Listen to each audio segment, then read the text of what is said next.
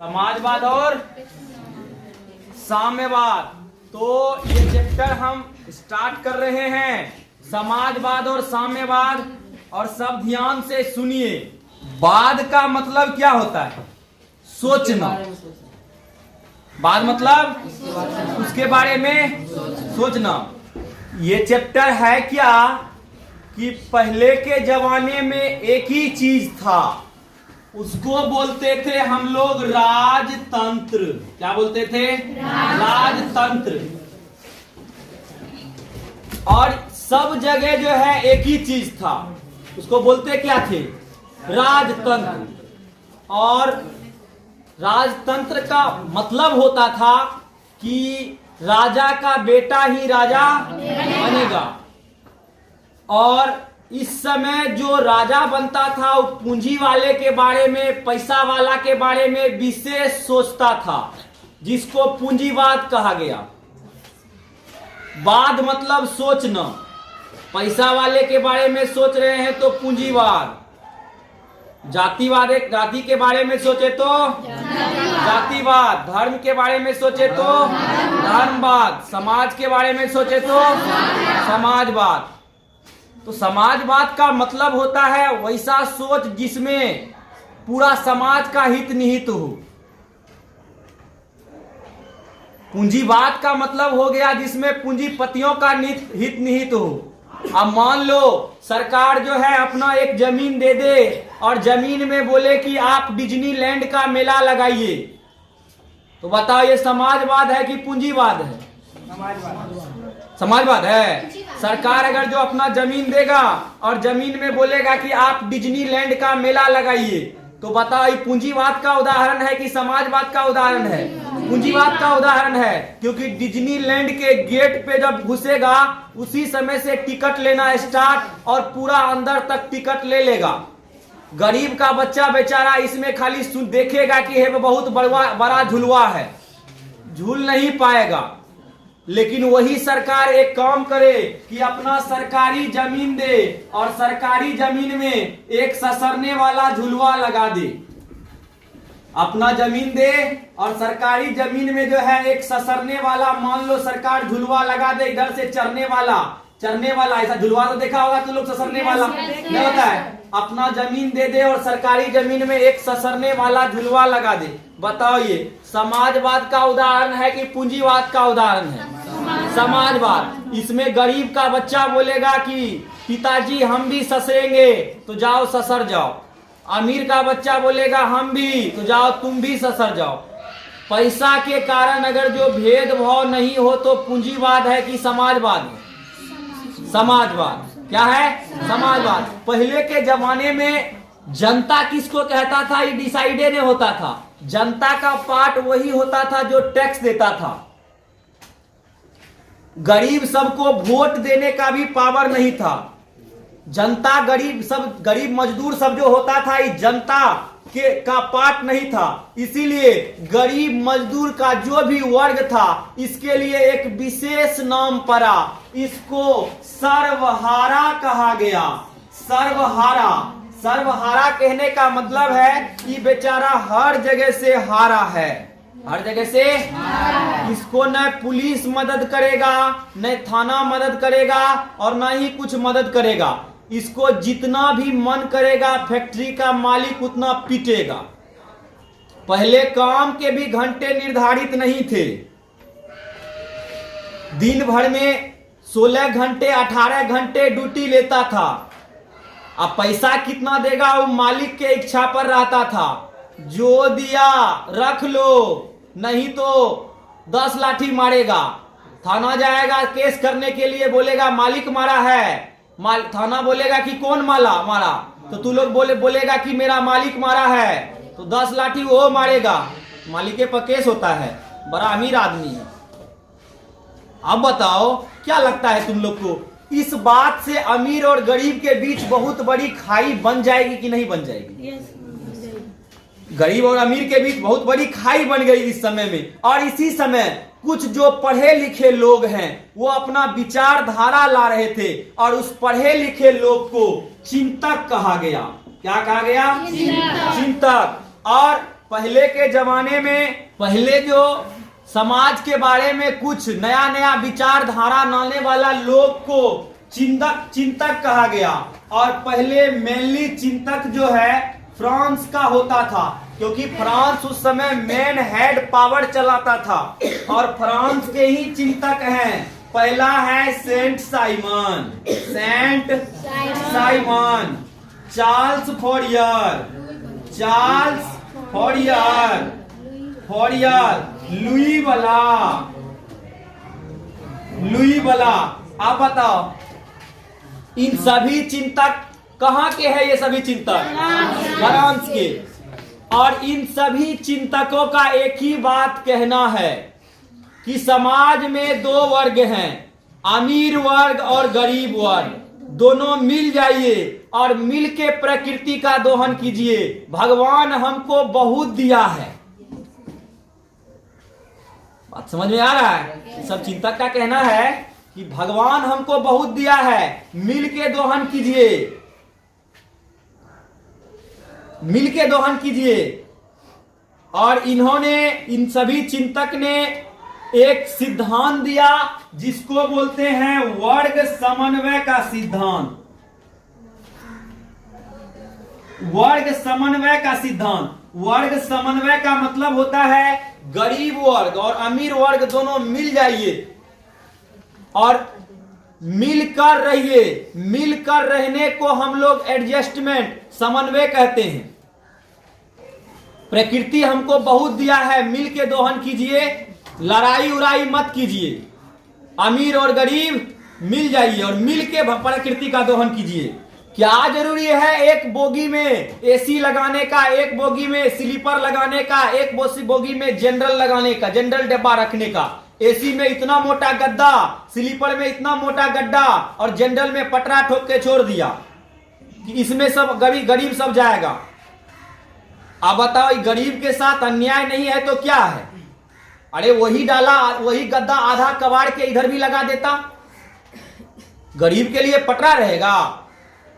बताओ ये गरीब के साथ नाइंसाफी है कि नहीं है? नाइंसाफी है। और इन लोगों का कहना है कि अमीर गरीब मिल जाइए और मिलकर प्रकृति का क्या कीजिए? दोहन कीजिए। भगवान हम लोग को बहुत दिया है, ऐसा कहना है सेंट साइमन का। और चार्ल्स फोरियर का कहना है बड़े बड़े फैक्ट्री का स्थापना ही गलत है। बड़े बड़े फैक्ट्री में ही मजदूर का ज्यादा शोषण करने का बात होता है। बड़े बड़े फैक्ट्री का स्थापना गलत है। और लुई वाला का कहना है जब तक राजा नहीं सुधरेगा तब तक कुछ सुधार नहीं हो सकता। राजा पहले सुधरना चाहिए, जब तक राजा में सुधार नहीं होगा तब तक कुछ भी सुधरेगा नहीं। लुई वाला राजनीतिक है इसलिए यह बोल रहा है, इसके लिए मारपीट करने का जरूरत नहीं है, सब अपने होगा। और इन सभी से भी एक आगे बढ़ गए इंग्लैंड के उस चिंतक का नाम रॉबर्ट ओवन। और बताओ रॉबर्ट ओवन ने अपना एक फैक्ट्री लगाया। बताओ रॉबर्ट ओवन कहाँ के रहने वाले हैं? इंग्लैंड के। और बहुत अमीर आदमी है रॉबर्ट ओवन। और रॉबर्ट ओवन ने एक रिसर्च किया कि मजदूर को प्यार से काम होता है कि मार से। तो इन्होंने स्कॉटलैंड के न्यू फॉलैंड में अपना फैक्ट्री बनाया, 2 फैक्ट्री बनाया। और दोनों फैक्ट्री बनाया, बहुत अमीर आदमी है, मान लो 1-1 करोड़ में 2 फैक्ट्री बना दिया। और एक फैक्ट्री में बोला कि अगर जो मजदूर एक दिन नहीं आए तो खूब मार मारो, एक दिन अगर जो नहीं आए तो 4 सोटा मारो, बहुत कष्ट दो। और दूसरा फैक्ट्री में बोला कि अगर जो एक दिन मजदूर नहीं आए तो उसको पूछो क्या हुआ है। अगर जो मजदूर बोलेगा तबीयत खराब है तो उसको जूस पिलाओ। अगर जो उसको बोलेगा 2 दिन का डॉक्टर रेस्ट तो 4 दिन का रेस्ट करवाओ। देखो कौन में फायदा होता है। और ये एक्सपेरिमेंट कर रहे हैं कौन? Robert oven. और रॉबर्ट ओवन ने अपना फैक्ट्री लगाया और एक फैक्ट्री में पूरा, अगर जो मजदूर बीमार भी है तो ये लीजिए जूस पी लीजिए, डॉक्टर आए बीमार है फैक्ट्री में, डॉक्टर आएगा दवाई चलेगा, एक दिन रेस्ट, एक दिन और रुक जाइए, एक दिन और रुक जाइए, मतलब बहुत। और दूसरा फैक्ट्री में अगर जो मजदूर बीमार भी है तो कुछ नहीं सुनेंगे, काम करना है करो, नहीं तो एकदम सोटा देंगे। अब बताओ क्या होगा, किसमें फायदा होगा? लाभ वाला में किसमें फायदा होगा, मार वाला में कि दुलार वाला में? मार वाला में। तो रिजल्ट बड़ा आश्चर्यजनक आया। जिस फैक्ट्री में मार हो रहा था उस फैक्ट्री में लाभ कम हुआ, और जिस फैक्ट्री में दुलार हो रहा था उस फैक्ट्री में लाभ ज्यादा हुआ।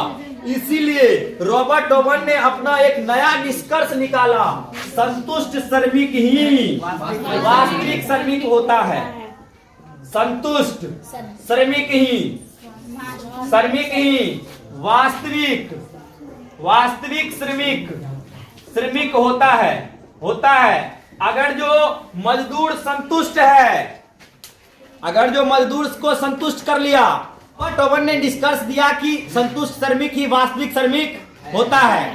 अगर जो कोई मजदूर ये अपने दिमाग में भिरा लेगा, वो संतुष्ट है कि इस मालिक के यहाँ मन से खटना है, तो 3 दिन मान लो रेस्टो करवाया, तो चौथा दिन आया वो इतना फॉर्म में है, इतना काम किया कि 3 दिन का हिसाब मेकअप हो गया। लेकिन जो मजदूर संतुष्ट नहीं है वो झकमार ड्यूटी करेगा, और झकमार ड्यूटी तो तुम लोग जानता ही है। तुम्हारे घर में ईटा गिरा, झकमार ड्यूटी करने वाला मजदूर पहले जो है ईटा को जाएगा, पहले देखेगा, फिर थोड़ा थोड़ा उठाएगा, फिर खैनी बनाएगा, फिर खाएगा, फिर थोड़ा उठाएगा, सर पे रखेगा, फिर पटकेगा, बोलेगा नहीं ठीक है, फिर पगड़ी बांधेगा, फिर ईटा फिर पटरा रखेगा, फिर ईटा रखेगा। 1000 ईटा ढोने में जो है 3 दिन का समय लगाएगा। लेकिन वही मजदूर को तुम संतुष्ट कर लो, ठीका है जी, जितना देर में फेंकना है फेंक दो, पैसा तुमको इतना ही मिलेगा, तब तो वो दंदन फेंक देगा। तब तो मुरट्ठा टेढ़ो है तो कोई बात नहीं, दंदन करके फेंक देना है, एकदम घर जाना है। ऐसा करना, मतलब अगर जो श्रमिक संतुष्ट हो गया कि नहीं इस मालिक के यहाँ एकदम ये मालिक ठेका देता है, ठेका में काम करना है, जल्दी अगर जो काम कर देंगे जल्दी घर चले जाएंगे, तो तुरंत एकदम दंदन करके तुरंत मार देगा। इन सभी चिंतकों का यही कहना है कि मजदूर को मारिए नहीं, एकदम दुलार प्यार से रखिए, और दुलार प्यार से रखिएगा तो जैसे यहाँ पे रॉबर्ट ओवन अपना एक्सपेरिमेंट किए हैं, रॉबर्ट ओवन को फायदा हुआ, उसी तरह से सब आदमी को फायदा होगा। बताओ ये सब अच्छा रहा कि खराब? ये सब अच्छा रहा कि खराब? तो खराब रहा। अगर जो ऐसा देखेगा, फैक्ट्री वाला सोचेगा देखो रॉबर्ट ओवन ऐसा एक्सपेरिमेंट किए हैं, उसको लाभ हुआ है, तो मेरे फैक्ट्री में भी लाभ होगा। लेकिन दूसरा आदमी अगर जो ऐसा काम किया तो मजदूर सब जान जान के मटियाने लगा कि जी आज तबीयत खराब है, जी आज तबीयत खराब है। मजदूर जान जान के मटियाने लगा कि आज तबीयत खराब है, आज भर रहने दीजिए, क्योंकि वो जान रहा था बोलेंगे तबीयत खराब है तो जूस मिलेगा। कोई मजदूर बोलता था कि आज रेस्ट दे दीजिए 2 दिन का, मेरा 2 दिन डॉक्टर बोला है रेस्ट देने के लिए। वो जानता था बोलेंगे अगर जो 2 दिन का रेस्ट तो 4 दिन रेस्ट कराएगा। और उसके बाद 5वां दिन आता था तो बढ़िया से काम नहीं करता था, झकमार ड्यूटी करता था, सारा फैक्ट्री का भट्ठा बैठ गया। इन जितना लोग देख रहा है, Saint Simon, Charles Fourier, Louis वाला और रॉबर्ट ओवन, इन सभी को यूटोपियन कहा गया। यूटोपियन कहा गया, और यूटोपियन मतलब होता है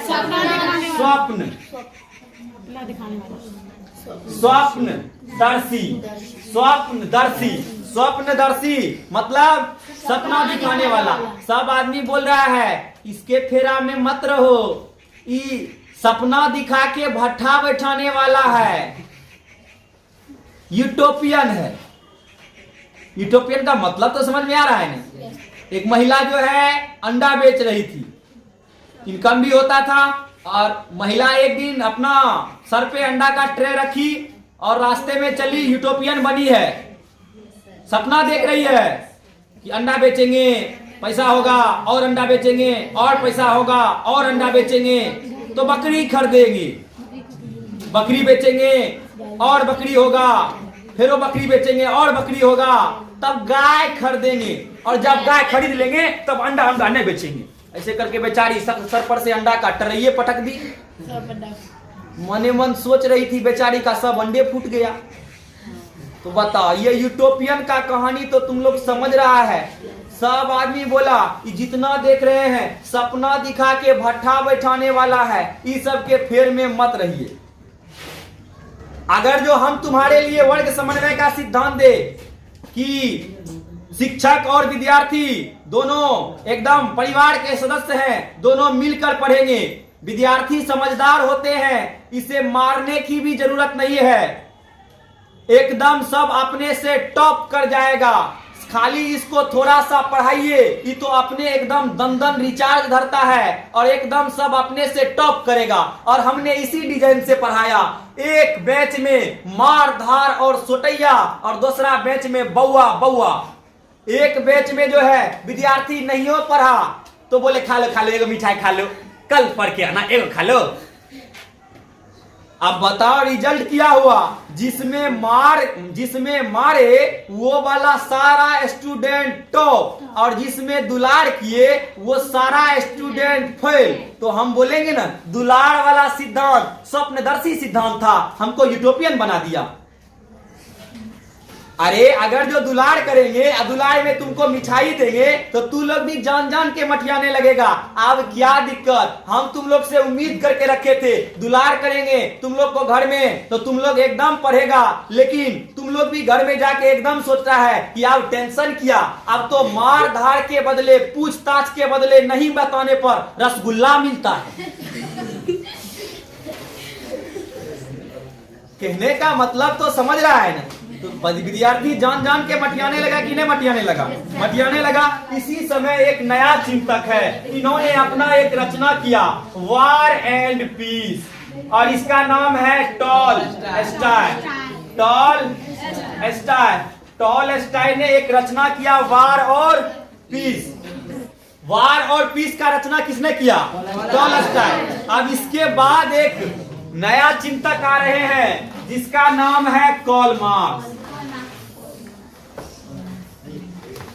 कार्ल मार्क्स का सिद्धांत एक नए डिजाइन का है।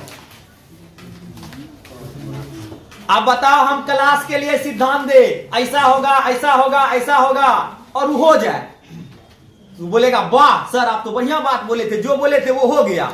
आप बोलो हम बोलेंगे ऐसा होगा ऐसा होगा ऐसा होगा, अब होबे न करे तो क्या बोलेगा तुम लोग? सब सपना दिखा रहे थे, यूटोपियन थे, ऐसा बोलेगा कि नहीं बोलेगा? तो कार्ल मार्क्स एक ऐसा व्यक्ति है जो यूटोपियन नहीं है। तो कार्ल मार्क्स का जन्म 5 मई 1818 में जर्मनी में हुआ था। मार्क्स ने जब बड़े हुए तो मार्क्स पर एक विशेष चिंतक का प्रभाव पड़ा। उस चिंतक का नाम था हिगेल। कार्ल मार्क्स के पिता हेनरी मार्क्स वकील थे, इसके पत्नी का नाम जेनी थी। पत्नी का नाम क्या था? जेनी। और कार्ल मार्क्स के सहयोगी है एंगल्स।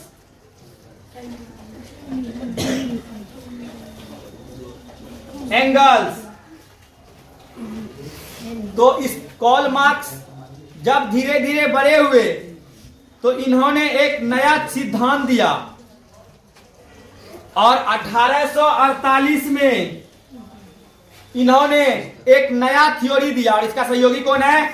एंगल्स। और 1848 में इन्होंने पहली बार साम्यवादी घोषणा पत्र जारी किया। साम्यवादी घोषणा पत्र जारी किया और इस घोषणा पत्र में इन्होंने बताया समाजवाद क्या होता है, साम्यवाद क्या होता है। यही 1848 में साम्यवादी घोषणा पत्र में यह जारी किया। कौन? Karl Marx. और कार्ल मार्क्स एक किताब लिखे जिस किताब को समाजवादियों का बाइबल कहा जाता है। उस किताब का नाम बताओ? Das Kapital.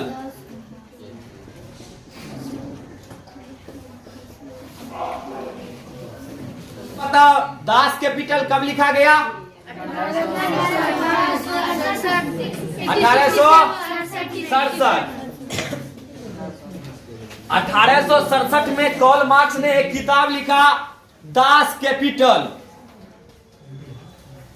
और दास कैपिटल किताब में इन्होंने पहली बार, दास कैपिटल इतना पवित्र पुस्तक है कि इसको समाजवादियों का बाइबल कहा जाता है। आप बताओ ये कितना पवित्र पुस्तक है जो इसको समाजवादियों का बाइबिल कहा जाता है। समाजवादियों का क्या कहा जाता है? बाइबिल कहा जाता है। और पहली बार कार्ल मार्क्स अपना इस किताब में उल्टी पुल्टी थ्योरी दे रहा है। उल्टी पुल्टी थ्योरी। इस समय लोग का कहना है कि मजदूर का कोई वैल्यू नहीं है, मजदूर सर्वहारा है, लेकिन कार्ल मार्क्स अपने किताब में लिख रहे हैं दास, नौकर चाकर, कैपिटल, नौकर चाकर, कैपिटल, ओरिजिनल पूंजी। नौकर चाकर पे ध्यान दीजिए, गरीब मजदूर पे ध्यान दीजिए। एक दिन मजदूर राजा बनेगा, एक दिन मजदूर क्या बनेगा? राजा बनेगा। वर्ग विहीन समाज बनाएगा जहां ना कोई अमीर होगा और ना कोई गरीब। और राजा सब ये किताब अगर जो ले भी लेता था तो अपने चुपचाप बगल में पढ़ता था। बगल में इस कारण से पढ़ता था, उसको लगता था अगर जो कोई सुनेगा ना तो विद्रोह कर देगा। राजा सब अपना किताब को कैसे पढ़ता था? बगल में, नौकर चाकर को दिखा के नहीं पढ़ता था। मालिक लोग अपने में बतियाता था कि बताओ कि दास कैपिटल कार्ल मार्क्स लिखा है और कार्ल मार्क्स इसमें लिख रहा है एक दिन मजदूर क्या बनेगा? राजा बनेगा। और कार्ल मार्क्स बताओ इस किताब में लिख रहे हैं दुनिया के मजदूर एक हो जाओ, तुम्हारे पास खोने के लिए कुछ नहीं, पाने को विश्व है, और एक होके मारो। मर जाएगा तो क्या मिलेगा? मर जाएगा तो क्या होगा? कुछ नहीं। अरे मर जाएगा तो क्या होगा? गरीब मरेगा तो कुछ नहीं। अमीर मरता है तो उसके लिए आदमी रोता है कि नए मोटरसाइकिल खरीदा था, चढ़वो ने किया, होगा ना। गरीब के पास क्या है? गरीब के पास कुछ नहीं। घर में बर्तन होगा, 4-5 गो बर्तन फुटले होगा, बिछौना सब वही क्वालिटी का होगा, खटिया टुटले होगा, पलंग टुटले होगा, छत वाला घर होगा कि नहीं होगा इसका भी कोई गारंटी नहीं है। गरीब को खोने के लिए क्या है? कुछ नहीं। अरे खोने के लिए अमीर को है। एकदम ही मजदूर को उसका रहा है कि दुनिया का मजदूर एक हो जाओ, तुम्हारे पास खोने के लिए कुछ नहीं है, पाने को विश्व है। और इस समय अगर जो कोई गरीब का बच्चा पढ़ गया तो दास कैपिटल किताब को एकदम 10 पन्ना डेली पढ़ लेता है। कैसे? जैसे आजकल हम लोग रामायण महाभारत को पढ़ते हैं कि आज हाँ 10 पेज इतना तक पढ़े, यहां तक पढ़े, कल यहां से आगे करेंगे। कोई बच्चा जो है इस समय पढ़ लिया तो अपना दासे कैपिटल ज्यादा पढ़ता था। और इन्होंने एक नया सिद्धांत दिया, वर्ग विहीन समाज। वर्ग विहीन समाज और एक सिद्धांत दिया वर्ग संघर्ष का सिद्धांत। वर्ग संघर्ष का सिद्धांत। इन्होंने बोला कि एक दिन मजदूर एक होगा, राजा को मारेगा, राजा पिटाएगा, वर्ग संघर्ष करेगा और तब एक देश का हेड होगा, वर्ग विहीन समाज बनाएगा जहां ना कोई अमीर होगा और ना कोई गरीब। और इन्होंने 6 चरण दिया कि धरती पे 6 चरण हुआ है। पहले के जमाने में 6 चरण में धरती का शुरुआत हुआ है। पहले के जमाने में आदिम साम्यवाद था, आदिम साम्यवाद, उसके बाद दासता का युग, उसके बाद सामंती युग, उसके बाद पूंजीवादी युग और उसके बाद समाजवादी युग और लास्ट में साम्यवादी युग। और कार्ल मार्क्स के कहने पर ही, कार्ल मार्क्स इस समय इतना प्रेशर बनाया दुनिया में, इतना मजदूर को उकसाया कि कार्ल मार्क्स के कहने पर 1 मई को मजदूर दिवस मनाया जाता है। मजदूर दिवस। आप बताओ मजदूर दिवस कब मनाया जाता है? कौन मनवाया? इसीलिए कार्ल मार्क्स का कहना है कि अगर जो राजा बनना चाहिए तो अमीर गरीब को, राजा बनना चाहिए तो गरीब को, क्योंकि वह रोटी का कीमत जानता है। अमीर अगर जो राजा बनता है तो बचपने से पैसा को फेंकता है, बचपने से पैसा को इधर उधर करता है, जिसके कारण से वो पैसा का वैल्यू नहीं दे पाता है। अगर जो गरीब राजा बनेगा तो एक एक पैसा का वैल्यू देगा। ये किसका कहना है?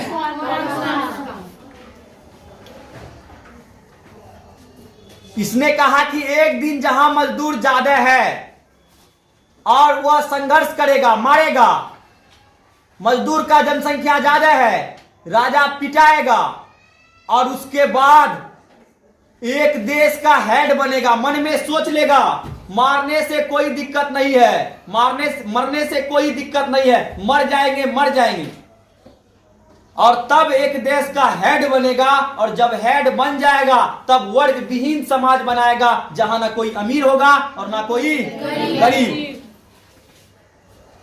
कार्ल मार्क्स का कहना है कि आदमी से बढ़िया तो कुत्ता है, बिल्ली है, बंदर है, सबसे खराब जीव आदमी है। कुत्ता में कोई वर्ग विहीन समाज होता है? कोई पक्षी में देखता है? कोई कौवा को देखा है कि 3 तल्ला घोंसला बनाते हुए?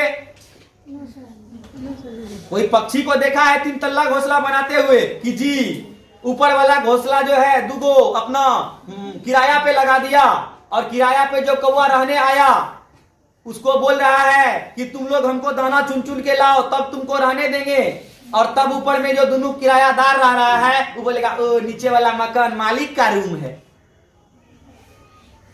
ऐसा होता है क्या? जितना कौवा सब एक समान। जिस पेड़ पे अगर जो किसी का घोंसला बनाना है, जिसका बनाना है वो बना लो। जिस पेड़ पे अगर जिसका घोंसला बनाना है बनाओ, और घोंसला बना भी लिया तो तुम्हारे लिए फिक्स नहीं हो गया, अगला साल हटो।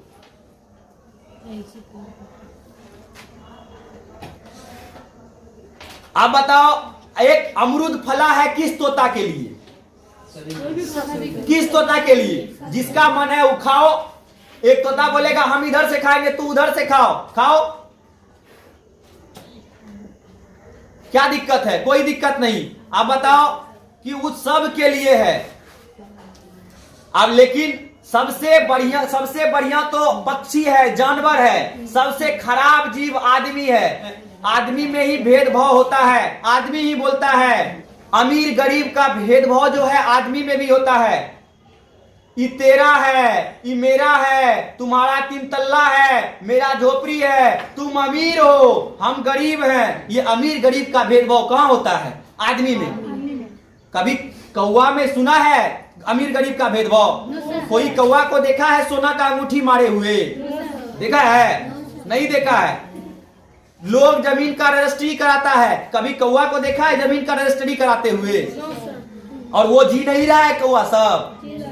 हमारे यहाँ एक अनार फरा है, किसके लिए? अमीर के लिए कि गरीब के लिए? किसके लिए?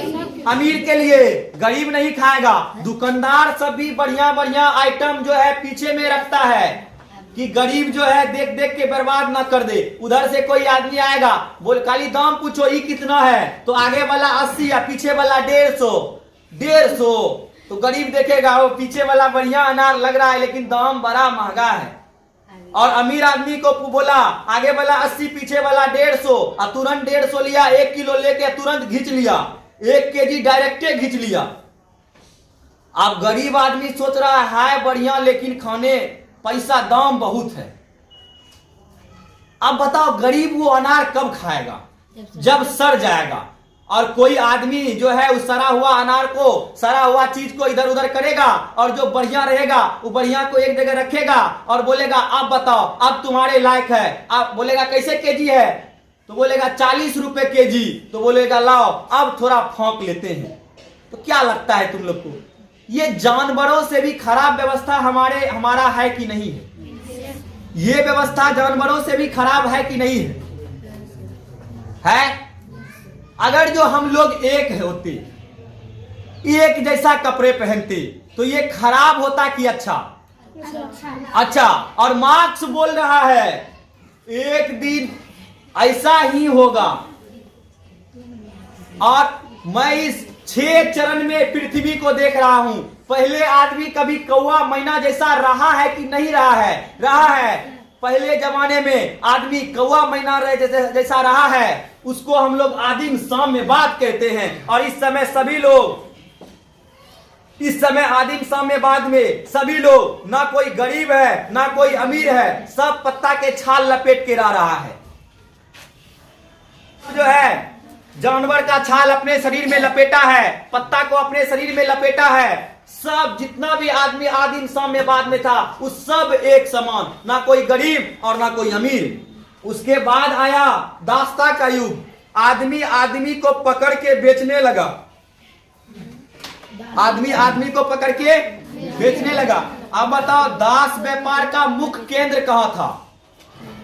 दास व्यापार का मुख्य केंद्र कहां से दास को दुनिया के अलग अलग देशों में भेजा जाता था? तो पुर्तगाल का राजधानी लिस्बन। अब बताओ, हम तुम्हारे स्कूल में ड्रेस चलता है, तो ये पूंजीवाद का उदाहरण है कि समाजवाद का उदाहरण है? समाजवाद का उदाहरण है कि लड़का चाहे आगे देखे, पीछे देखे, ऊपर देखे, नीचे देखे, जिधर देखे उधर देखेगा, सब मेरे जैसा ही है। अगर जो समाजवाद नहीं रहता, एक जैसा ड्रेस नहीं रहता, तो कोई लड़का इतना बड़ा जीन्स, कोई लड़का इतना बड़ा टी शर्ट, कोई किसी का लुड़की इतना तक लटका रहता है टोपी का, कोई अपना जीन्से को ठेहुना पे फाड़ लेता है, उसको बोलता है पेप्सोडेंटल जीन्स। पता नहीं कौन कौन डिजाइन का पहनता है। आप बताओ, तो हम लोग समाजवाद के जैसा रहे कि पूंजीवाद के जैसा रहे? कैसा रहे? समाजवाद। तो कार्ल मार्क्स वही बोल रहा है कि पहले जमाने में ऐसा कोई भेदभाव नहीं था, और उसके बाद आदिम साम्यवाद में सब व्यक्ति एक था। उसके बाद दासता का युग आया, दास व्यापार का मुख्य केंद्र पुर्तगाल का राजधानी लिस्बन। आदमी को बेचता था, आदमी के हाथ पैर में सिक्कर लगा रहता था, उदास है और दास को पेमेंट नहीं देना है, उसको ले जाओ और जितना काम करवाना है उससे करवाओ। अगर जो मान लो कोई दास बीमार पड़ गया और डॉक्टर बोलेगा इसमें 8,000 रुपया लगेगा और 5,000 में नया दास आता है, तो जाओ मर जाओ, नया दास आ जाएगा। मतलब बकरी भेड़ के जैसा उसको रखता है, जितना चाहेगा उस बेचारा को, आदमी को उसको मारेगा, पीटेगा, और बीमार पड़ा तो नहीं उसका कोई फैसिलिटी नहीं, खाना दिया नहीं दिया, उसका कोई विरोध करने वाला नहीं है।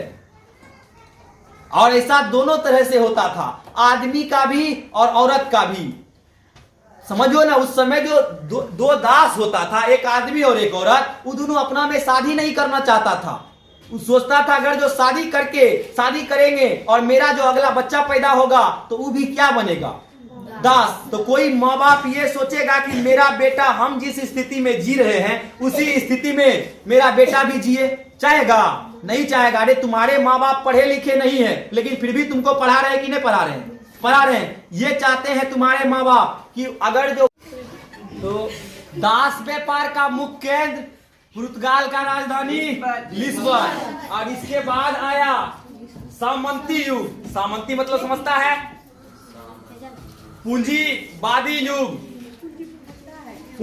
युग, सामंती युग। उस समय जो है एक जमीन का एक आदमी मालिक रहता था और वो मजदूर से, अपना दास से अपने जमीन में खेती करवाता था। इसको सामंती युग बोलते हैं। उसके बाद पूंजीवादी युग आया, उसके बाद समाजवादी और उसके बाद साम्यवादी। शुरू भी साम्यवादी से और लास्ट भी साम्यवाद से। मतलब शुरू में जैसा नियम था, जब धरती का अंत होगा, कार्ल मार्क्स का कहना है कि जब धरती का अंत होगा उस समय भी सब लोग एक जैसा हो जाएगा, जहां ना कोई अमीर होगा और ना कोई गरीब। क्या लगता है तुम लोग को, कार्ल मार्क्स का बात सही हो रहा है कि गलत हो रहा है? सही हो रहा है।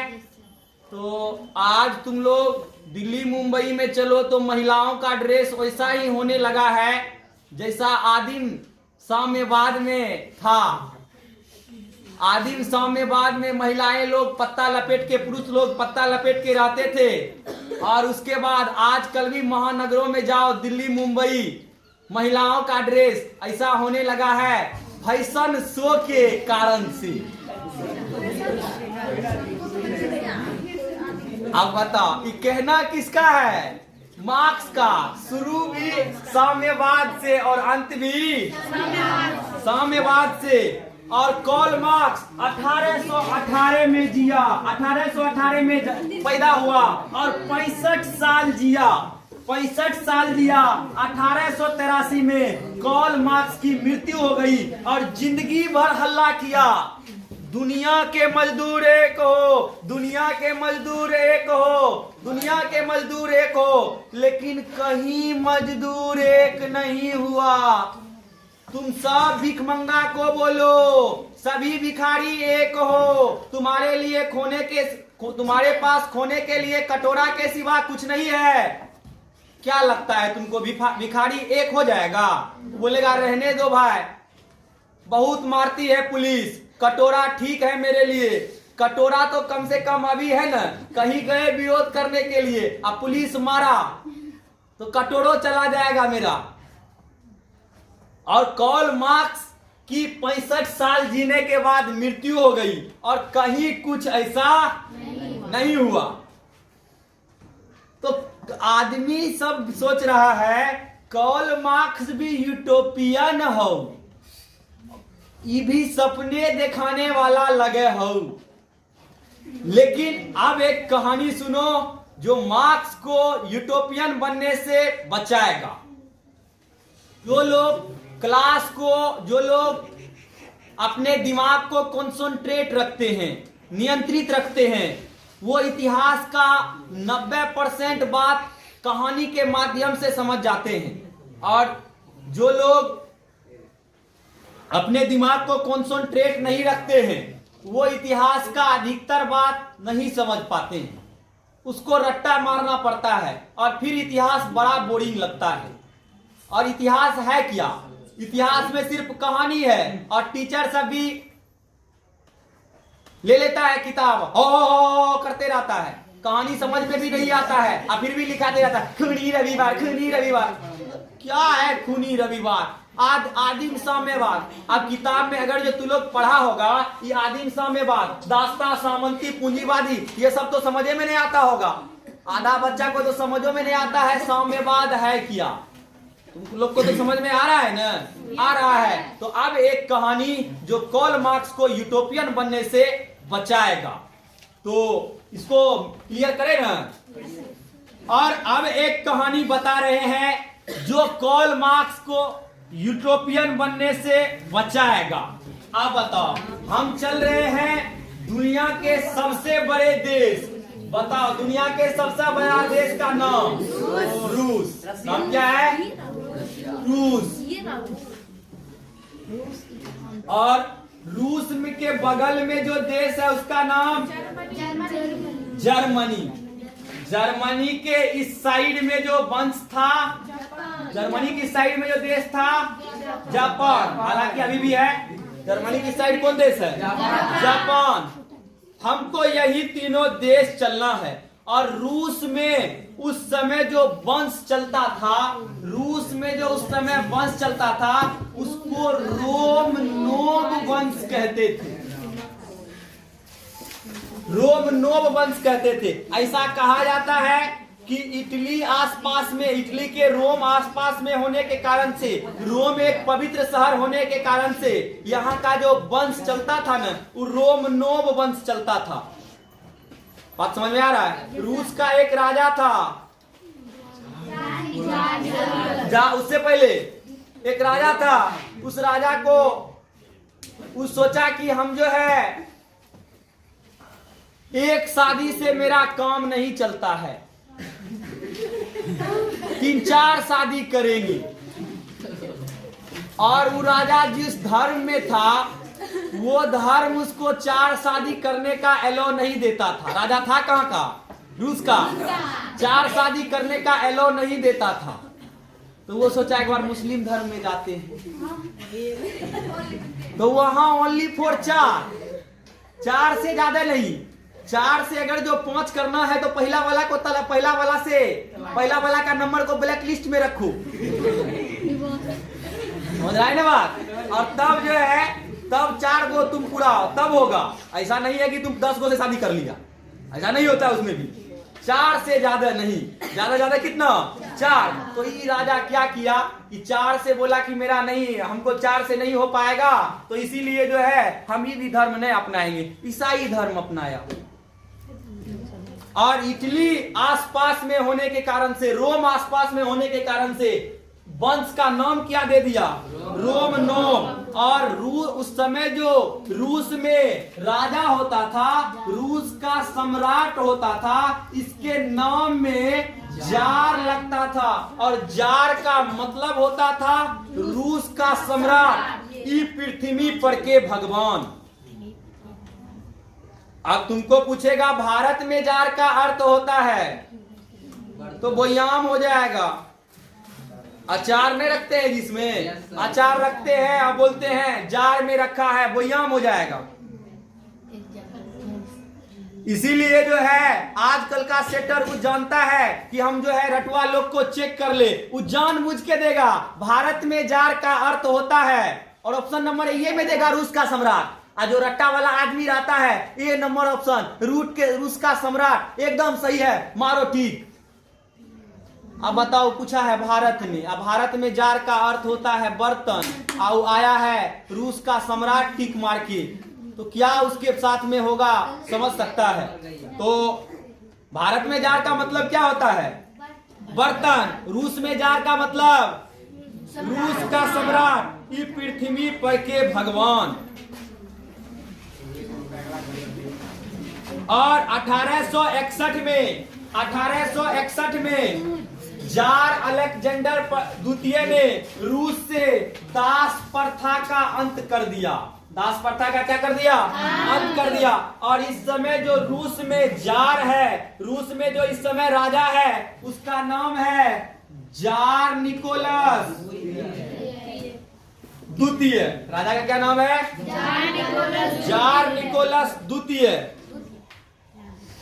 और जार निकोलस द्वितीय की जो ये एक अयोग्य राजा है।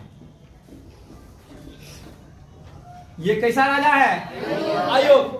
अयोग्य मतलब समझता है कि राजा बनने के लायक नहीं था, लेकिन फिर भी इसको गद्दी मिल गया वंश होने के कारण से, राजतंत्र होने के कारण से। और जार निकोलस द्वितीय एक अयोग्य राजा है। इसकी अयोग्यता का मेन कारण क्या है, ये अपनी पत्नी जरीना की हाथ की कठपुतली है। पत्नी भक्त राजा है। पत्नी भक्त होना सही है कि खराब, पत्नी भक्त होना सही है कि खराब, तो इसमें कोई खराबी नहीं है, इसमें कोई खराबी नहीं है। पत्नी भक्त होना चाहिए। अरे एक दूसरा का बात मान के चलना चाहिए, क्या दिक्कत है, पत्नी भक्त होना चाहिए। हमको इसमें कोई खराबी नहीं लग रहा है। तेरा शादी हो गया इसीलिए, अरे अच्छा, मतलब हमको इसमें कोई खराबी नहीं लग रहा है। लेकिन ये खराबी शुरू कहां से हुई, इसकी पत्नी इसके फेर में कम। एगो पूजा पाठ कराने वाला पादरी था, इसका नाम था रासपुटीन। इसके फेर में ज्यादा पर थी। अब पादरी का काम है पूजा कराना, और रानिये को ठग लिया, इसीलिए इसको पंचर न कह के भ्रष्ट कहते हैं। अगर जो थोड़ा मोड़ा बड़ा कांड करता तो इसको पंचर कहते। तो ये पादरी का काम है पूजा कराना, और रानिये को ठग लिया, तो इसको क्या बोलेंगे हम लोग, भ्रष्ट कहेंगे। तो तुमको क्वेश्चन आएगा, रासपुटीन था डॉक्टर, चिकित्सक, इंजीनियर, भ्रष्ट पादरी। रासपुतीन कौन था, भ्रष्ट पादरी। भ्रष्ट पादरी है ये। अब किसी ऑप्शन में ऐसा टप देगा कि सब पता नहीं चलेगा कि रासपुटीन। जो लड़का नहीं पढ़ा है तो रासपुटीन नाम देख के रासपुटीन डॉक्टर है क्या। और समझ जाओ कि उस समय रूस में अगर जो सेना का बहाली होता था, तो सेना का बहाली कैसे होता था, जिसको जिसको जिसको दौड़ कराया, एकदम बहुत बढ़िया से दौड़ हुआ रूस के मैदान में, जिसको जिसको दौड़ कराया, जिसको जिसको दौड़ हो गया उस सबको छांट दिया, और जिसको जिसको दौड़ नहीं हुआ वो रास्पुटिन को घूस दिया, और रास्पुटिन जरीना को बोला, और जरीना निकोलस को बोलेगा तो जहां मन हो वहां साइन तो करिए देगा, क्योंकि अपने पत्नी का हाथ का क्या है, ये पत्नी भक्त है, पत्नी के हाथ का कठपुतली है। आप बताओ उस समय जो है जिसको जिसको दौड़ नहीं हुआ वो पतली गली से जो राजा बन गया, तो समझ रहा है सेना कितना वीआईपी होगा। ऐसा सेना होगा कि जिसको दौड़ भी नहीं हो रहा है। दिक्कत है कि नहीं है? आप बताओ, इसीलिए जापान सोचा कि सब इधर के सेना बना है, सब इधर गड़बड़ चल रहा है, इधर कोई ध्यान नहीं दे रहा है। रूस तो बहुत बड़ा है, इस साइड कोई ध्यान नहीं दे रहा है। तो जापान सोचा 1904-5 में, 1904-5 में जापान सोचा, नीचे लिखते हैं 1904-5 में जब रूस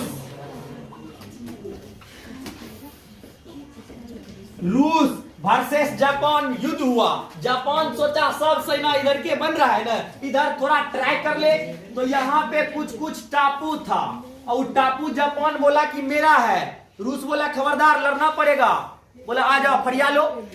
अब जैसे गया 1904-5 में रूस जापान युद्ध हुआ, और इसमें रूस हार गया और जापान जीत गया। और जीतने के बाद वही बात जापान बोला मेरा युद्ध में बहुत खर्चा हुआ है, और बहुत ज्यादा पैसा रूस से खींच लिया। रूस एकदम कंगाल हो गया। इस समय 1904-5 में रूस की स्थिति ऐसा है कि इसके पास खाने के लिए भी नहीं है अनाज। सब आदमी जो है, सब आदमी को लगा कि भूखे हैं, हम लोग भूखे मर रहे हैं, और भूखे मर रहे हैं, इस का निवारण कौन करेगा? तो सब आदमी बोला कि इसका निवारण राजा कर सकता है, जार निकोलस द्वितीय, वही भगवान है और वही हम लोग को बचाएगा। तो सब आदमी चलिए राजा के पास में, और जितना आदमी था सब एकजुट बना के, संडे का दिन था, संडे रविवार का दिन था, रविवार का दिन था, और रविवार के दिन 9 जनवरी 1905 ये संडे का दिन था। रूसी कैलेंडर के अनुसार बता रहे हैं। कौन कैलेंडर के अनुसार? रूसी कैलेंडर के अनुसार 13 दिन का और फेर है रूसी कैलेंडर और दूसरे कैलेंडर में, तो हम रूसी कैलेंडर के अनुसार बता रहे हैं। तो 9 जनवरी 1905 ईस्वी को मजदूर का संगठन, मजदूर अपना संगठन बना के एकदम सेंट पीटर्सबर्ग, रूस में एक शहर है उसका नाम है सेंट पीटर्सबर्ग, अभी भी है। सेंट पीटर्सबर्ग में रूस का महल, राजा का महल था, और सब लोग अपना एकजुट होके, इकट्ठा होके जार निकोलस द्वितीय के महल में जाने लगे, और सब जाके महल के बाहर खड़ा होके एकदम नारा लगाए, छोटे भगवान रोटी दो। और मान लो कि उस समय जो है कोई आदमी को लगा कि बच्चा को साथ में ले लो ना, राजा देखेगा ना तो बहुत ज्यादा रोटी देगा, तो कोई अपने साथ में 3-4 को बच्चा को भी लटका लिया था। किसी को लगा बुढ़वा सबको ले लो ना, वो सबको देखेगा बुजुर्ग आदमी है तो उसको पहले रोटी देगा। तो किसी के कोई आदमी ऐसा भी था जिसके गोद में 99 साल का बुढ़वा बुढ़िया था, और सब आदमी राजा के महल में गया रोटी मांगने के लिए। राजा बोला क्या है जी? तो बोला रोटी मांग रहा है। तो बोला मारो गरम गरम गोली, रोटी लेगा, एकदम गरम गरम गोली मारो, और सबको गोली मरवा दिया। 1000 मजदूर की मृत्यु हुई। पूरा दुनिया में ऐसा संडे कभी नहीं हुआ। अरे संडे का मतलब एक दिन का छुट्टी, और ये परमानेंट छुट्टी कर दिया। इसीलिए विश्व इतिहास में इस संडे को ब्लडी संडे या खूनी रविवार कहते हैं। क्या बोलते हैं? खूनी रविवार, खूनी रविवार या ब्लडी संडे कहते हैं।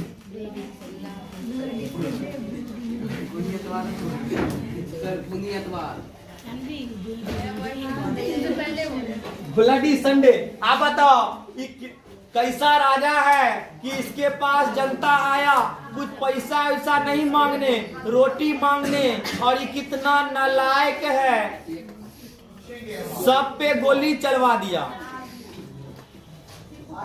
दुनिया पूरा रूस में कोहराम मच गया कि 1000 आदमी को आप ऐसे कैसे मार दिए, और ऐसे कैसे मार दिए। पूरा रूस में हाहाकार फैल गया। ऐसे अगर जो होगा तब तो दिक्कतें हो जाएगा। राजा मेरा देखभाल नहीं करेगा तो कौन करेगा। और इसी समय एक व्यक्ति रूस में मजदूर का बेटा है और वो पढ़ लिख लिया है, और उसी तरह से पढ़ता है उसी किताब दास बाइबल को इस तरह से पढ़ता है जिस तरह से रामायण महाभारत को पढ़ा जाता है कि आज यहाँ तक, कल फिर यहाँ से शुरू करना है। और उसका नाम है Vladimir Ivanovich Lenin, Vladimir Ivanovich Lenin. और इस लेनिन का कहानी समझो। आप शॉर्टकट का जमाना है। व्लादिमीर इवानोविच को मारो दंडी, शॉर्टकट रखते हैं हम लोग लेनिन। और लेनिन जो है कार्ल मार्क्स का पक्का भक्त है। और कार्ल मार्क्स अभी जिंदा है कि नहीं है? कार्ल मार्क्स जिंदा है कि नहीं है? कार्ल मार्क्स मर गया 1924 में, 1883 में। और ये उसी तरह कार्ल मार्क्स का दिया गया किताब दास कैपिटल को पढ़ता है। और पढ़ने के दौरान जब बीच बीच में पढ़ के मुस्कुराता है कि एक दिन मजदूर राजा बनेगा, और जब वो इस सब बात को पढ़ता है तो सोच के एकदम खुश होता है। ऐसा वाला होता तो कैसे बढ़िया होता। अरे कार्ल मार्क्स बोला राजा बनना है, ईश्वर के जैसा राजा बनो। आप बताओ तुम राजा बनोगे तो किस पर ध्यान दोगे? अमीर पर कि गरीब पर? पक्का। आप बता दो, तुमको राजा बना दे, तुम्हारे घर का मालिक बना दे। एक भाई तुम्हारा 20,000 देता है महीना, एक भाई 10,000 देता है, और एक भाई तुम्हारा लेवे वाला है, अभी पढ़ रहा है, वो पैसा ले रहा है। और तुम्हारे घर में एक पलंग है और एक चटाई है और एगो ऐसे नीचे छाप वाला है। तो बताओ तू पलंग किसको देगा? पलंग पर कौन सोएगा? जो ज्यादा पैसा कमा रहा है उसको अगर जो पलंग पर सुला रहा है तो ये पूंजीवाद है। जो पढ़ रहा है उसको देगा तो पूंजी, जो पढ़ रहा है उसको देगा तो दूसरा बोलेगा कि जो पैसा ज्यादा दे रहा है वो बोलेगा कि तू बहुत होशियार बनता है तो हम अपना समर्थन वापस 20,000 देना बंद, तुम्हारा अकल ठिकाने आ जाएगा। अगर जो मान लो दो उपाय है कि एक उपाय है कि चलो हम भाई हैं, जिस पलंग पर कौन सोएगा? जिसको नींद आ गया पहले जाओ सो जाओ। और दूसरा नियम है पलंग को निकाल दो, चौकी को लटका दो और सब नीचे हो जाओ, सब भाई बराबर, कोई दिक्कत नहीं। अगर जो तुम बड़ा वाला को पलंग पे सुला रहा है तो ये पूंजीवादी है, और अगर जो सब एक साथ है तो ये समाजवादी है। और फिर बोल देना कि जिस दिन 3 गो पलंग आएगा वो तीनों रूम में पलंग लगाएगा और तीनों भाई बराबर होंगे। अभी पलंग को लटका के रखिए। अब बताओ तुम्हारा जो है ज्यादा इज्जत दादी घर में कि नानी घर में? ज्यादा इज्जत कहाँ? नानी घर में। नाना नानी चोरा के देती है ये ले नूनू खा लेना। आप बताओ नानी तुम्हारे बारे में ज्यादा सोच रही है तो ये नानीवाद है।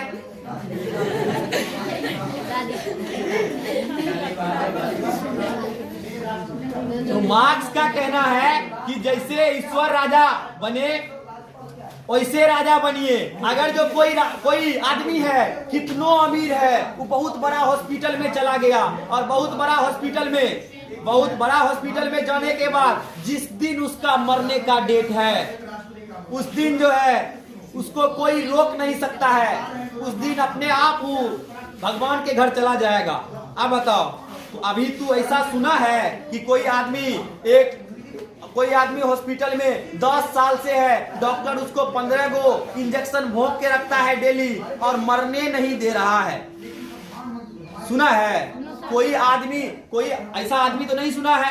अब बताओ, जो भी दुनिया में आया है एक न एक दिन सबको दुनिया से जाना है। ये भगवान का समाजवादी व्यवस्था है। आप बताओ, भगवान हवा दिया किसके लिए? अमीर के लिए कि गरीब के लिए? अमीर बोलेगा कि हम बहुत खींचेंगे तो खींचो, गरीब बोलेगा हम उससे भी ज्यादा खींचेंगे, खींचो। रामदेव बाबा बोलेगा हम खींच खींच के छोड़ेंगे, छोड़ो। जिसको जैसे करना है करो। आप बताओ, भगवान सूर्य का रोशनी दिया किसके लिए? अमीर के लिए कि गरीब के लिए? सबके लिए। ऐसा थोड़ी है कि मान लो सूर्य अगर जो उदय होगा और एगो गरीब आ गया तो सूर्य देखेगा कि गरीब आदमी आ गया, मेरा बहनी खराब कर दिया, अमीर को आना चाहिए। ऐसा कोई बात है? तो ये ईश्वर का समाजवादी व्यवस्था है। और ये सब पढ़ के खुश कौन हो रहा है? कार्ल मार्क्स का चेला लेनिन, दास कैपिटल किताब में। और लेनिन ये सब किताब पढ़ रहा है और लेनिन का जोर का झटका लेनिन को धीरे से लगा।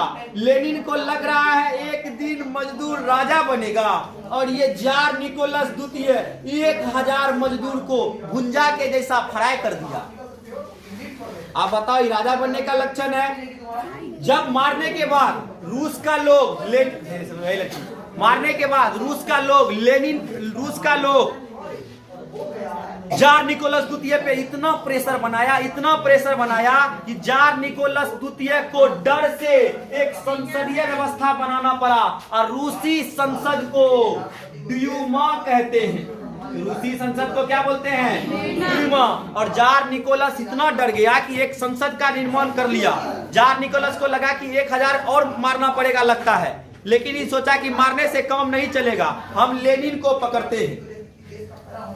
मेन नेता कौन है? लेनिन के भाई को भी जार निकोलस द्वितीय मरवा दिया था, इसकी बहन को भी मरवा दिया। जब इसकी बहन को भी मरवाया, इसके भाई को भी मरवाया फांसी के द्वारा, तो एकदम लेनिन का खून खोल गया कि मेरा भाई बहन दोनों को टपका दिया, हम तो इससे बदला लेंगे। और इसीलिए लेकिन इस समय राजा जो है वो लेनिन को सोचा कि हम मेन नेता को पकड़ते हैं। और मेन नेता को पकड़ के फ्रांस और जर्मन के बीच में एक देश है स्विट्जरलैंड भेज दिया और लेनिन वहां पे चला गया। और जब लेनिन वहां पे गया तो देखा विद्रोह थोड़ा कम हो गया है, तो राजा ड्यूमा को जो गठन किया था, इसमें जो प्रतिनिधि चुनाता था उसको बोलने लगा कि जब बुलाएंगे तो आना और सुनेंगे तुम्हारा बात, बुलाएंगे तो आना, बुलाएंगे ही नहीं। और धीरे धीरे जब देखा पूरा विद्रोह खत्म हो गया तो ड्यूमा को भी खत्म कर दिया।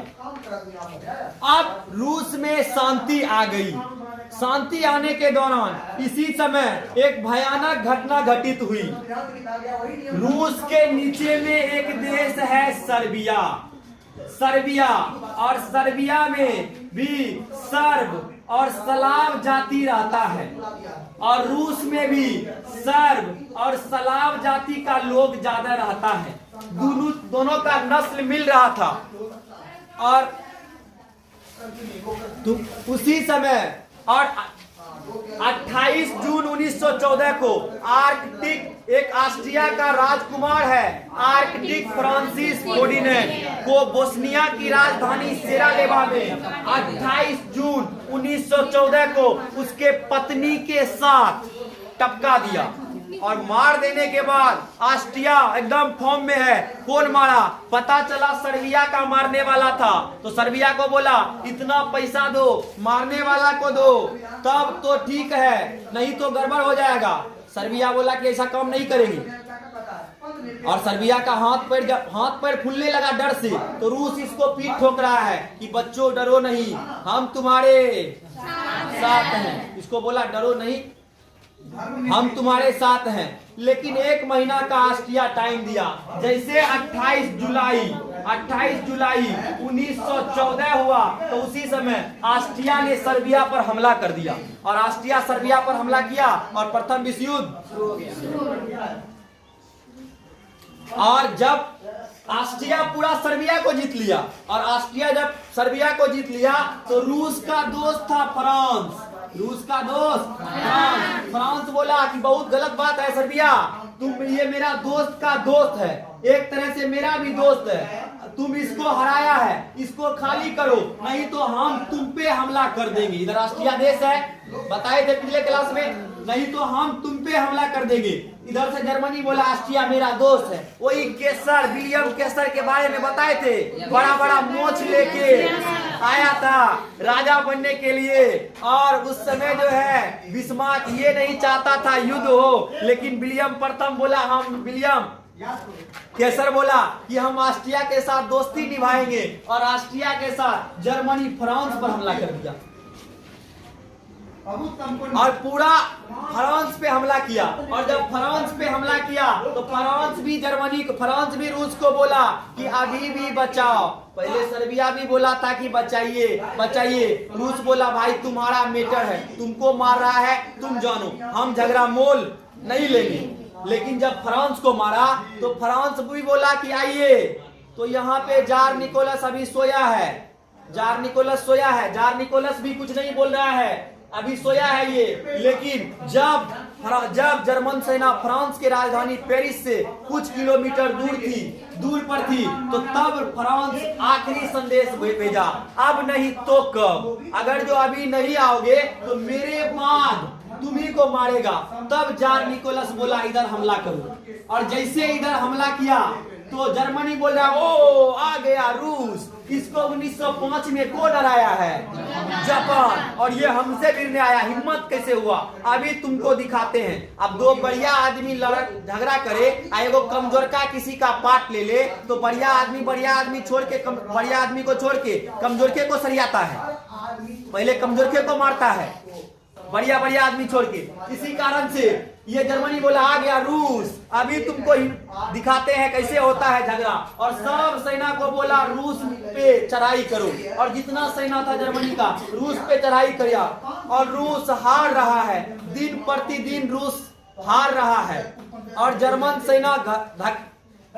सेना एकदम रूस के अंदर घुस रहा है। 1 लाख रूसी सैनिक का मृत्यु हुआ, 1 लाख रूसी सैनिक का मृत्यु हुआ। अब 1 लाख मायने रखता है यार। आप बताओ, ये वही आदमी था कि जिसको दौर नहीं हो रहा था। कहानी बताए थे रासपुटिन को घूस देके जो सेना बन रहा था, ये वही आदमी था जिसको दौर नहीं हो रहा था, और दौर नहीं होने वाला आदमी था ये। और सब एकदम जब 1 लाख रूसी सेना का मृत्यु हुआ, 1 लाख रूसी सेना के मृत्यु के बाद रूस में तो पूरा कोहराम मच गया, और पूरा सब आदमी जितना था एकजुट होके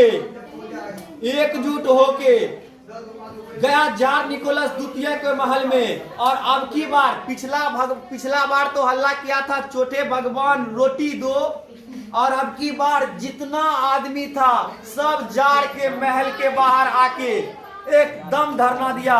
और अब की बार भगवान उगमान हटा के बोला कि प्रथम विश्व युद्ध बंद करो, जार को पकड़ के अंत करो, बोला इसी को पकड़ के अंत करो। और जब देखा कि बाहर हल्ला गुल्ला हो रहा है, तो जार निकोलस पूछा क्या हो रहा है, तो बोला पहले रोटी मांगने आया था भगवान लगा के, और अब की बार बोल रहा है कि आप ही को साफ करेंगे। फिर बोला कि मारो गरम गोली एक बार, और सैनिक विद्रोह कर लिया कि हम गोली नहीं मारेंगे, ये मेरा अपना आदमी है।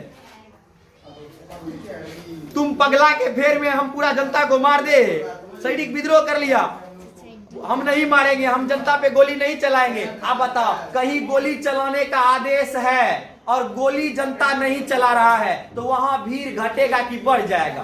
बढ़ जाएगा। और बोलेगा चलो चलो गोली चलाने का आदेश मिला है, गोलियों ने चला रहा है, फौजी सब विद्रोह कर लिया है, तो एकदम भीड़ बढ़ जाएगा। और एकदम जब भीड़ बढ़ गया, 22 मार्च 1917 को 22 मार्च 1917 को एकदम महल में जाके, इसके महल में जाके जार जरीना को एकदम साफ कर दिया और इसे मार्च की क्रांति कहते हैं। तुमको बोलेगा कि मार्च 1917 की क्रांति बताएं तो लिख देगा जार जरीना वाला। अब जार जरीना पार, अब रूस में 2 वर्ग आया, एक मॉन्सेविक और एक आया बोल्शेविक। अब ये दोनों आपस में भिड़ा हुआ है कि राजा हम बनेंगे और मोनसेविक में मध्यम वर्ग आता है और बोल्शेविक में मजदूर गरीब आता है, इसमें गरीब लोग आता है, गरीब लोग। आप बताओ, मोनसेविक बोल रहा है कि राजा हम बनेंगे, बोल्शेविक बोल रहा है हम राजा बनेंगे, मोनसेविक बोल रहा है राजा बनेगा। पैसा देखा है, एक बार इतना पैसा देखेगा पागले हो जाएगा, राजा बनेगा।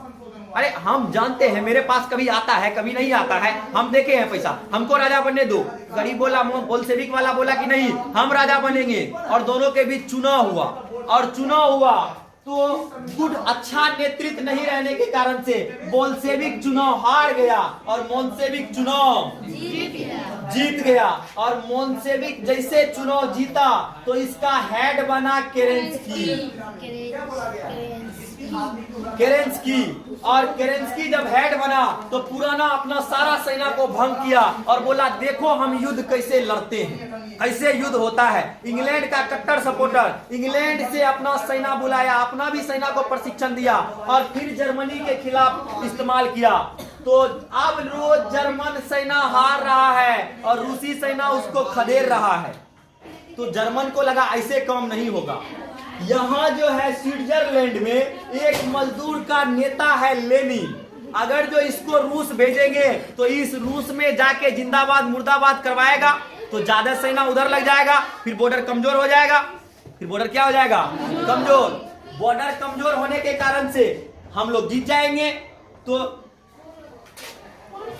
लेनिन को जो है स्विट्जरलैंड से रूस भेजा, जर्मनी अपना सपोर्ट से लेनिन को रूस भेज दिया कि जाओ। और लेनिन जब गया तो बोल्शेविक दल के हेड ऑफिस में बैठा और जो गरीब लोग इससे मिलने आता था सबके आंख में एक ही बात होता था, आप नहीं थे, अगर जो आप मेरे साथ रहते तो एकदम चुनाव में गर्दा उड़ा देते हम।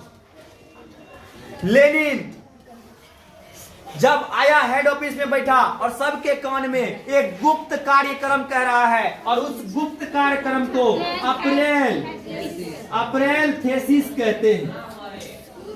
और अप्रैल थेसिस में कहा कि तुमको ऐसे ऐसे ऐसे कर देना है। अब ऐसे ऐसे क्या था? बोला कि हमको जो है डाकघर पे हमला करना है, रेल पे हमला करना है और सब कुछ पे हमला करना है। और लेनिन ने अपना सिद्धांत दिया कि हम जो है जब हेड बनेंगे तो भूमि शांति रोटी, मजदूर को रोटी देंगे, किसान को भूमि देंगे और सेना के लिए शांति शांति शांति। और सेना सब जब देखा तो सब सोच रहा था कि हे भगवान लेनिन हेड बन जाए। और सबके कान में लेनिन बोल रहा है कि आज हमको जाके डाकघर पे हमला करना है, बैंक पे हमला करना है, रेलवे पे हमला करना है। और जैसे गया रेलवे पे हमला करने तो उधर रेलवे का कर्मचारी अपने माला लेके खड़ा, आइए आप जिधर बोलिएगा उधरे ट्रेन चला देंगे। अब उसके बाद बैंक गया तो बैंक में जो मैनेजर था वो बोला कितना निकालना है बोलिए ना एक बार, उतना हम निकाल देंगे पैसा। उसका भी कहानी खत्म। अब उसके बाद जो ये बोल रहा है, बोला मजा नहीं आ रहा है, अब चलो केरेंस्की के महल में, और केरेंस्की के महल में जाके जब वहां पे गार्डवुड था और गार्डवुड को देखा, गार्डवुड का थोड़ा इशारा मिला तो दीवार उवाल तोड़ के अंदर घुस गया, और अंदर जब घुसा तो केरेंस्की बैठा हुआ था और वहां का दृश्य देखकर लेनिन दंग रह गया एकदम। और इस दंग का कहानी कल।